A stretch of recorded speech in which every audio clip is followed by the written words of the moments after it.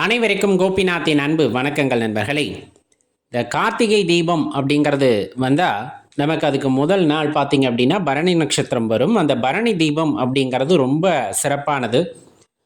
தெரியாமல் செய்த பிழைகள் அவை பாவங்களாக மாறுகிறது. அப்படிங்கும் போது அந்த பாவத்தினின்று நாம் விமோசனம் அடைய வேண்டும் என்றால் இந்த பரணி தீபம் ஏற்றி நம்ம யம தர்மராஜாவை வழிபடுவது அப்படிங்கிறது கண்டிப்பாக நமக்கு மட்டும் இல்லாமல் நமது முன்னோர்கள் தெரியாமல் செய்த பாவத்திலிருந்தும் விமோசனம் கிடைக்கும் அப்படிங்கிறது ஒரு ஐதீகம்.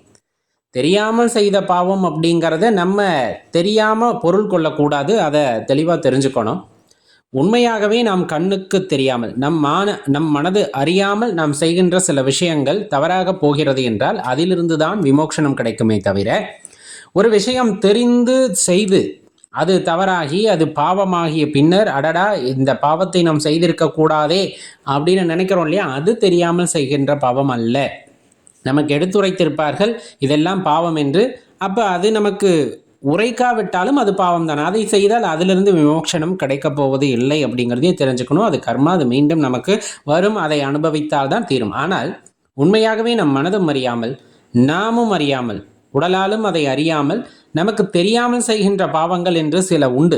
அதை செய்கின்றோம் அப்படிங்கும் போது அந்த பாவங்களிலிருந்து விமோசனம் கிடைக்க வேண்டும் என்றால் தான் இந்த பரணி தீபத்தை ஏற்ற சொல்வார்கள். அந்த பரணி தீபத்தையும் நாம் ஏற்ற வேண்டும்.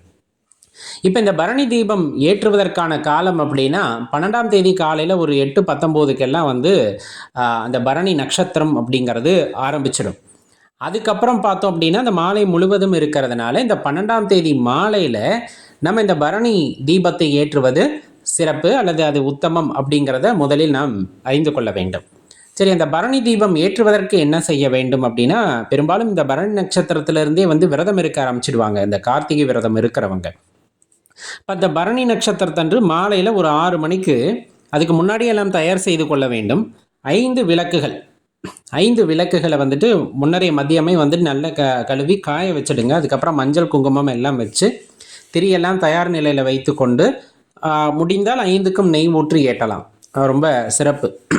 அப்போ இதெல்லாம் தயார் நிலையில் இருக்கணும். அதுக்கு முன்னாடி ஒரு மனை கண்டிப்பாக இருக்கணும். மனைனா பலகக்கட்டை அப்படின்னு வீட்டில் வச்சுருப்போம்.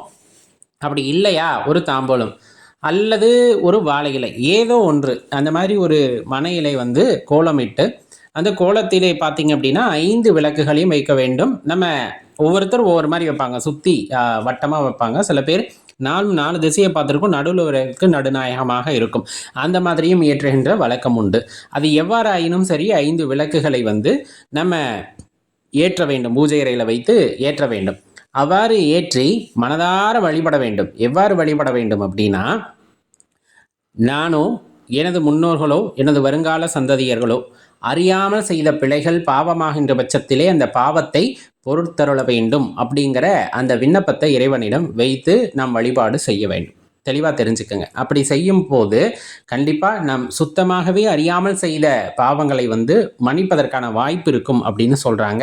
மற்றபடி தெரிந்து செய்துவிட்டு அதற்காக இந்த விளக்கை ஏற்றுவதனால் எந்த பயனும் இல்லை அப்படிங்கிறதையும் இந்த இடத்துல தெளிவாக நம்ம தெரிந்து கொள்ள வேண்டியது இருக்குது. இது விரதம் இருந்து ஏற்றலாமா? தாராளமாக பரணியில் விரதம் இருந்து கூட ஏற்றலாம். அதற்கான நியதிகள் இருக்கா அப்படின்னா, இயல்பாக ஒரு விரதத்துக்கு என்ன நியதிகளை கடைபிடிப்போமோ அந்த நியதிகளை கடைபிடித்து ஏற்றலாம் அப்படிங்கிறத தெரிஞ்சுக்கோங்க. மற்றபடி இந்த 5 தீபம் தானா, பரணி தீபம் அப்படிங்கிறது 5. அது போக நம்ம பூஜை அறையில் ஏற்றுவது, வாசலில் ஏற்றுவது இதெல்லாம் அதில் கணக்கிலே சேராது அப்படிங்கிற விஷயத்தையும் தெளிவாக தெரிஞ்சுக்கோங்க. இந்த பரணி தீபம் ஏற்றுவதால் என்ன நடக்கும் அப்படின்னா, முன்னோர்களுடைய ஆசீர்வாதமும் நமக்கு கிட்டும். ஏன்னா அவர்களும் தெரியாமல் செய்த பாவத்திற்கான பலன்களை அனுபவித்து கொண்டிருக்கிறார்கள் என்றால் அவர்களுக்காகவும் நாம் வேண்டிக் கொண்டு இந்த பரணி தீபத்தை ஏற்றும் பொழுது அவர்கள் பாவம் அந்த இடத்துல மன்னிக்கப்படுகிறது. அப்படிங்கும் போது அவர்களுடைய அந்த கருணை பார்வையும் நமக்கு கிடைக்கும் அப்படிங்கிறத தெளிவாக தெரிஞ்சுக்கணும். அப்போ அந்த குடும்பத்தில் ஏற்படுகின்ற பிரச்சனைகள், சண்டை சச்சரவுகள், திருமண தடைகள், வருமானத்தில் ஏற்படுகின்ற இழப்புகள், இது போல விஷயங்கள் இருக்குது அப்படின்னா இதில் இருந்தெல்லாம் நம்ம மீண்டு வருவதற்கான வாய்ப்பு இருக்கும். குறிப்பாக அந்த திருமண தடை முன்னோர் சாபத்தினால் நடக்குது அல்லது முன்னோர்கள் செய்த பாவத்தின் கர்மா நமக்கு வருது அப்படின்லாம் சொல்லுவாங்க இல்லையா, அதிலிருந்தெல்லாம் விமோசனம் கிடைப்பதற்கான வழி பிறக்கும் அப்படிங்கிறதையும் இந்த நேரத்தில் தெளிவாக தெரிஞ்சுக்கங்க. அப்போ ஏற்ற வேண்டிய நேரம் 12ஆம் தேதி மாலை 6 மணிக்கு இந்த பரணி தீபத்தை ஏற்றப் போகின்றோம். 5 தீபங்கள் ஏற்றப் போகின்றோம். மனை அமைத்து அந்த மனையின் மீது ஏற்றப் போகின்றோம். விளக்கை ஏற்றி வைத்துவிட்டு அண்ணாமலையாரையும் சரி அதே போல யமதர்மராஜாவையும் மனதில் நிறுத்தி கொண்டு அவர்களிடம் விண்ணப்பம் செய்து கொள்ளுங்கள். எந்த பாவமாயினும் அறியாமல் செய்த பாவங்களை பொறுத்தருள வேண்டும், அதிலிருந்து விமோசனம் அளிக்க வேண்டும், அதற்கான வழியை காட்ட வேண்டும் என்று வேண்டிக் கொண்டால் கண்டிப்பாக அதற்கான பலன் கைமேல் வந்து சேரும். அப்படின்னா அதில் மாற்று கருத்து இல்லை நண்பர்களே. மறக்காமல் ஏற்றுங்க. வாழ்க்கை வந்துட்டு ரொம்ப சிறப்பானதாக இருக்கட்டும். நன்றி, வணக்கம்.